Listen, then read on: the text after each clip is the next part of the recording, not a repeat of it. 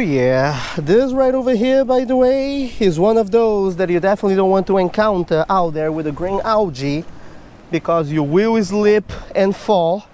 It is very slippery, you know.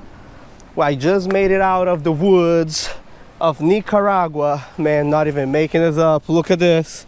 It's like woods, man, everywhere over here. But look, where are we, huh? This is going to be our fishing spot for today and episode 1 of this wild Nicaragua series with EPF. Oh boy, let me tell you something. Now this is beautiful. I have to be very, very careful with high tide over here. It seems that high tide, the water would reach places like this, rogue waves, you know. But here in particular, right at this spot already, I can kind of just stand right over here, I feel like it, and cast a little bit, you know, in this pocket of water right over here to see if there's anything there. Wow, this is my first ever time in the country of Nicaragua, and I've got to tell you, so far there's not a single soul out here. This place is beautiful. Okay, let me get my gear set up and we're going to get this video started. Whew, you can see the camera shaking a little bit over here. It is a windy day, but it is beautiful. At least it's not raining. You know, don't even talk about a new fishing spot. This is a whole new country that I have never explored before. This episode that you're watching, episode 1, it is my first time ever in Central America doing live listing, right? And we chose Nicaragua, okay? Now, let me tell you how this is going to work, okay? I'm only going to say this once on episode 1, so I don't have to waste the same amount of time with every intro. I am going to be extremely careful in every fishing spot that I hit when it comes to safety. There is no internet in places where I'm shooting these videos. So if I come to a spot like this and a rogue wave kind of drops in over here and it swaps your boy extremely fishing, RIP. If I'm walking in the woods, you know, and a little snake comes by and I didn't see it and it bites me and it turns out to be a bad one, RIP. So you feel me? There's a lot of things that can go wrong when it comes to this adventure, okay? So safety first. We're going to be catching the different species around the area using different techniques in different spots. And let me tell you something. The potential for lifers over here is outrageous. So every species that we catch, Leo, as an example, put a photo over here or a set of photos. Excuse me. Every species that I catch, I'm going to put a set of photos over here, and we're going to identify them only after I am back in Philadelphia, okay? I do not want to waste time out here trying to figure out what I am catching. There are more than 650 species, target species on my blacklist, okay? So we're going to be catching this here, that there. I'm going to give you folks some remarks along these episodes, but what you see on the screen when I drop the name down there, that is what I identified as, you know. So it's going to have the lifer number, whatever, the species of the year, right, the proper name and the scientific name, okay? All right, I got a little dropper loop rig over here with a size 18 hook. I always leave everything gear-wise in the description of the video. Trusted EPF rod with a Shimano Vanfort 500, Sunline 5-pound test line. I'm going to try to find some bait along the rocks over here, little mollusks or something, because I didn't have time to buy any bait. I got out of the airport just last night, and we're going, I guess, to start doing some tide pulling over here while I watch the waves, so I know if the tide is going up or down. I know the range of the waves and rogue waves, so I get a better feel for the spot. All right, you folks ready? Man, let's get ready for some slaying here in Nicaragua. Oh, I see something cool right over here. It was a longer fish.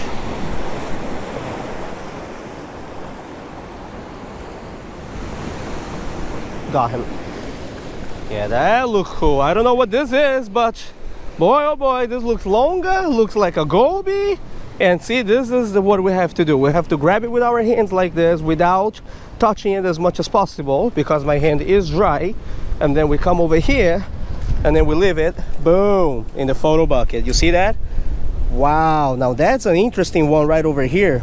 At the first glance, definitely a type of Blaney. Yeah, oh yeah, it's got the mouth downwards over here, long. I have no clue what it is, so it is time to take some photos for you guys to see some features of this fish right over here, right? But when I'm back in Philadelphia, I will have identified already.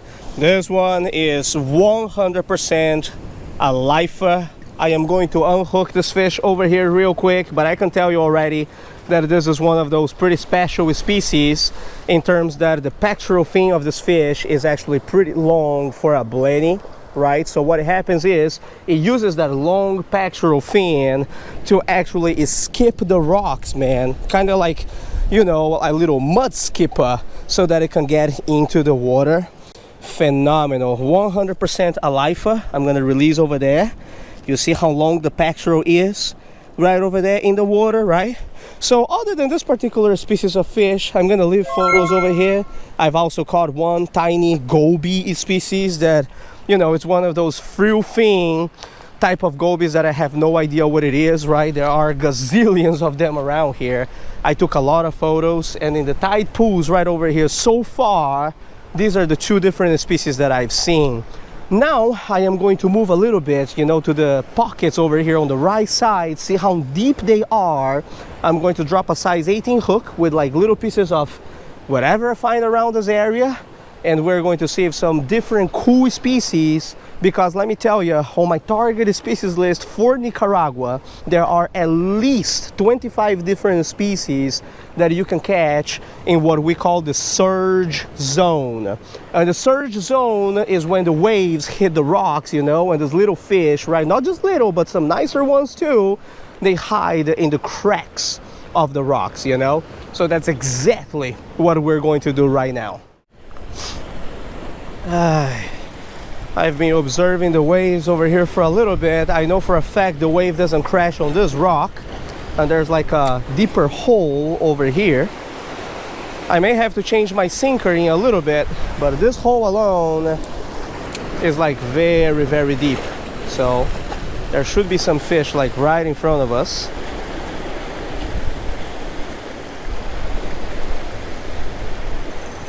Oh yeah. Oh yeah, oh yeah, oh yeah, oh yeah. Look at that. Wow, whatever this is, lifer. Look, it's some type of crazy Wrasse, man. Shoosh. I love this place, man. I'm starting to love Nicaragua, brother. Yeah, I just knew it. Look at this, man. Dude, look at the patterns on the dorsal fin too. The green, oh, look at the teeth. You see that? I put a little mollusk that I found over here. I read the regulations online, and as far as the website of Nicaragua states, it is not illegal to use those as bait. Oh man, aggressive too. Super, super beautiful. I have caught my share of Wrasse around the world. I think my favorite ones would be of the SHORES genus, right, that I've caught in Hawaii. But I've got to tell you, every time I do catch like a different species of Wrasse out there, doesn't matter where around the world, the colors and the patterns of the fish always fascinate me. So here you have it, a final view of our first Wrasse of this Nicaragua trip. Look how beautiful this fishy is, okay? Let's not leave it outside of the water for too long. Boom! Back it goes. This little hole right over here that I found, okay, which as you can see during high tide can be a little bit dangerous because the waves may get above over here, is at least 5 feet deep, just for you to have an idea. So if I fell in there, and I'm 5'7", I would have a lot of trouble getting back up. That's what I meant about safety, right? That's why I'm on this rock right now that doesn't get wet, or didn't get wet so far. I'm gonna drop my stuff down there a few more times because there's a lot of potential for this particular hole.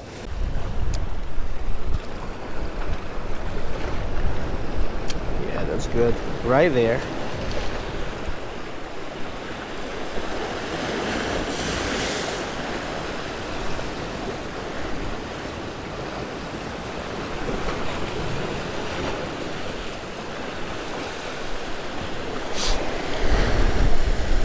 that's a hit. Smaller species maybe.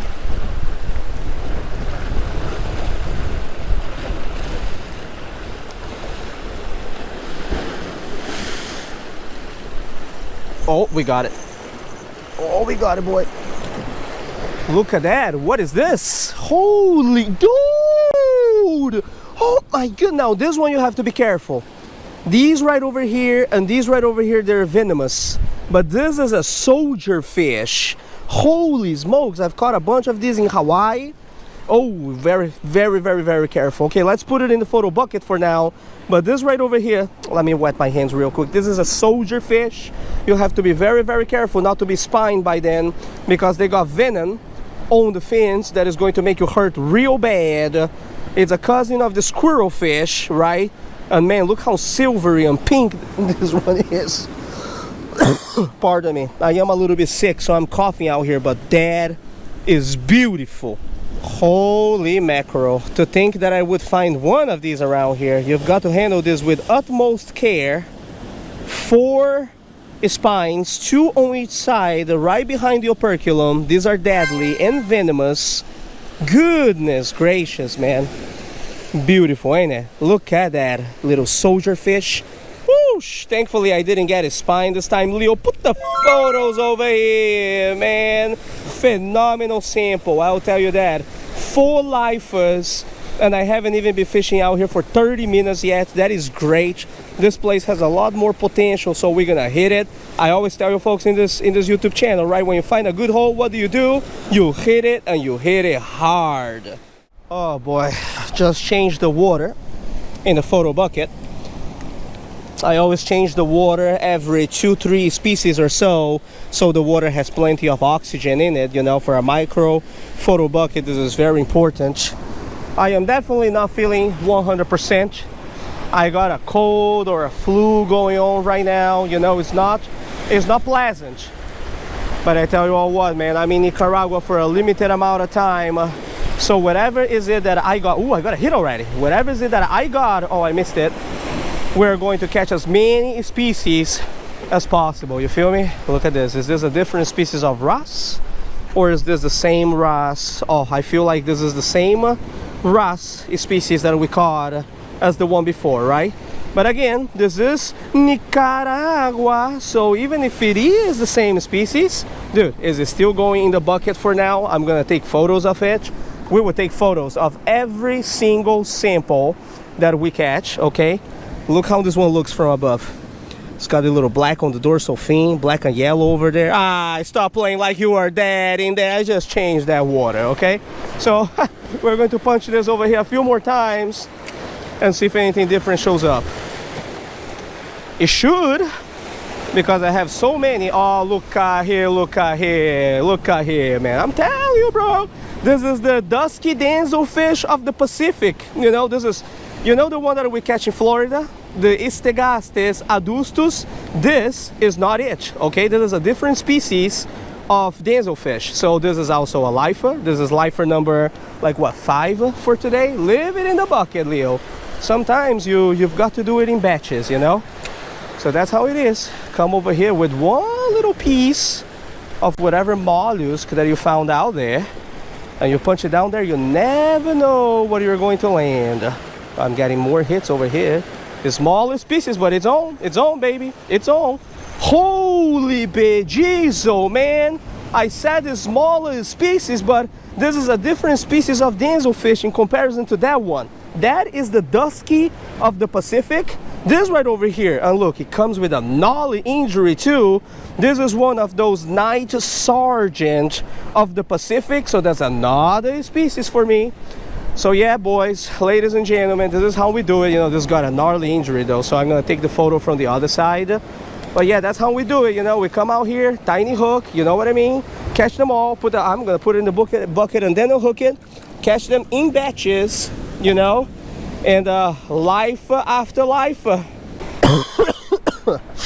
You know, this is what Lifelisting is all about.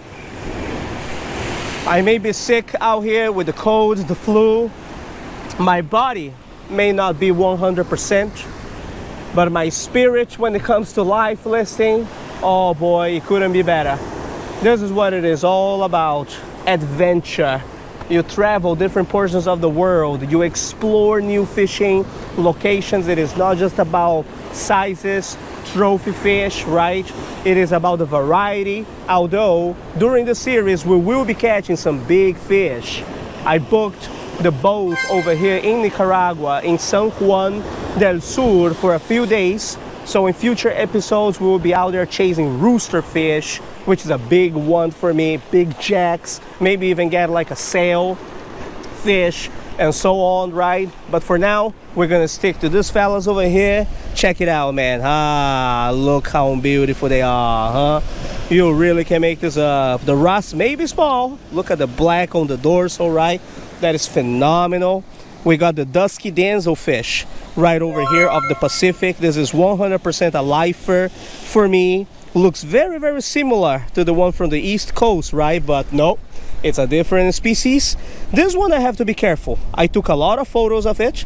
It has like a gnarly injury in it. I don't know what is going on with this. Is this some kind of fish cancer, right? I am not sure, but I have to be careful because there are two different species of night sergeant, like Pacific wise. I know there's a Mexican one and there's like the Pacific night sergeant one, and they are not that easy to distinguish. So this one I am not releasing yet. I need to take a few photos, believe it or not, man, of the bone, the cheekbone under the eye, because if I'm not wrong, one is kind of jointed and one is separate. So when it comes to life listing, right, it is not just the adventure, it is not just the variety, but you've also got to have the knowledge. You've got to hit the books, right? And I have my targeted species list that I've compiled before I came here. You've got to know what you're looking for so you can take the right photos to properly identify them. You know, tide is definitely rising, have to be careful. Oh yeah. Oh, there's a fish. Another one of those night sergeant style, huh? Now that I know what I'm looking for, I can tell you if this is the same or a different species. If the chick is joined, it's one species. If it is not joined, it's a different species. I'll show you what I'm talking about. This chick plate right over here, you see how it opens like the opercular flap? This is not joined, you see? So that is the same species as the one we caught before. What I'm going to do is I'm going to place it over there. I already have photos of this one, but you know, this sample doesn't have all those red things that the other one had, you know, like the tumor type of thing. So I'm gonna take a few shots of this one over here and put it back. Pretty much just showing you the process of how I things, you know, a little uncut footage. Never hurt anyone, right? Beautiful fish too. Plus, what if I am wrong about the cheek? You know what I mean? You never know, right? That's what I read in the books, but it never hurts to take a few more photos of different samples just in case you're wrong about it. And guess what? This one turns out to be a lifer, you know? The worst thing that you can do when you come to countries like this, like new countries to explore and fish, is when you don't take enough photos and then you go back to your computer to identify your fish and suddenly it's like, oh man, I can't properly identify it, right? Because I didn't take enough photos of the fish or I didn't know what I was looking for, right? So there you have it, okay? Oh, look, man, it's got the white dots on the side over here. That's pretty unique. Definitely don't see on the Atlantic side, right? The stripes with the white dots. Something to take into consideration. We've been working this area for a little bit now. The tide is rising right now. I may go over there, as a matter of fact. I don't know, I may stay over here a little bit longer or change to an EPF swim or a lure and give a few casts on that side. Let's come to this side over here real quick. But we also have to be careful with the tide because the tide is going from low to high. And you can see how the waves over here are getting just a bit more dangerous, you know, they're hitting right on top over there. But that being said, I'm not staying here for a long time. I only have 15 minutes of fishing left for today. But fear not, because I am going to be coming back to this spot quite often. So, you know, we will explore in future YouTube videos using different techniques, right? For different species, for sure. Always leave your stuff in high grounds when you come to surge areas like this, okay? Because this waves over here, if you leave it too low and a rogue wave comes, believe me, it's gonna take all your stuff. Never ever trust the waves. You can be watching a spot for 10 minutes and the wave is not hitting where you think it is going to hit. All it takes is one rogue wave. Never ever underestimate Mother Nature and physics. Let me tell you that. Never ever. All it takes is one wave. So I'm gonna go over here at the end of this area where the waves are tiny, and I'm gonna cast the inline spinner for the last 15 minutes that I have out here to see if anything shows up. Smaller species.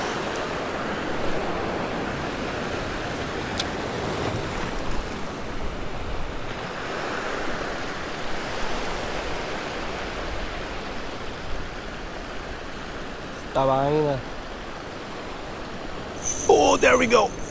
On the inline spinner. Oh, what is this? Oh, my lentic's powerful. Holy crap. I'm using ultralight, man. Holy crap. Dude, what is this? I think it took me under a rock. Oh, it's out, it's out, it's out, it's out, it's out, it's out, it's out, it's out, it's out. Oh, my lenta. It's under a rock again. Oh, bro, this is scary. This is scary. On the ultralight, I mean, you know what I mean? It went under a rock. Oh, it's there, it's there, it's there, it's there. Holy smokes.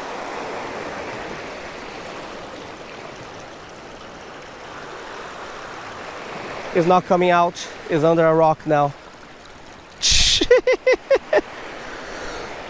I mean, I am using 5 pounds test line. I didn't expect something that big to hit it. Fish took full force, went under a rock. Yeah, I think that's game over for me. I'm gonna give it some line, which is something that I don't recommend when a fish hits your stuff. But oh man, that was a strong hit. Oh yeah, it's still on. You see that? You see that? But it's under a rock now. I'm gonna give it a little time, see if it comes out. But if not, I'm just gonna, you know, this is ultralight. There's nothing I can do.